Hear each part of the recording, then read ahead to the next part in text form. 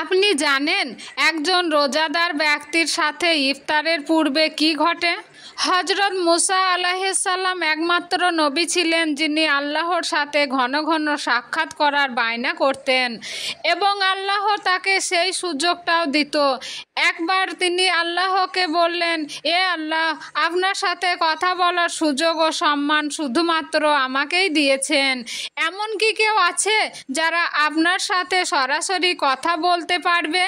জবাবে আল্লাহ বললেন, এ মুসা, শুনে রাখো, তোমার পরবর্তী প্রজন্মে আমি এমন একটা প্রজন্ম সৃষ্টি করব যারা হবে আমার হাবিব হজরত মুহাম্মদ সাল্লাল্লাহু আলাইহি সাল্লামের উম্মত। এরা রোজা অবস্থায় ইফতারের আগে যে দোয়া করবে সেই দোয়া আমার কাছে সরাসরি পৌঁছে যাবে। সুবহানাল্লাহ। মুসা, তুমি যখন আমার সাথে কথা বলো তখন আমার আর তোমার মধ্যে প্রায় 70টা পর্দা পরিমাণ ফারাক থাকে, কিন্তু একজন রোজাদার ব্যক্তির দোয়ার সময় আমার আর তার মাঝে কোনো পর্দা থাকবে না। তার দোয়া সরাসরি আমার কাছে পৌঁছে যাবে। সুবহানাল্লাহ।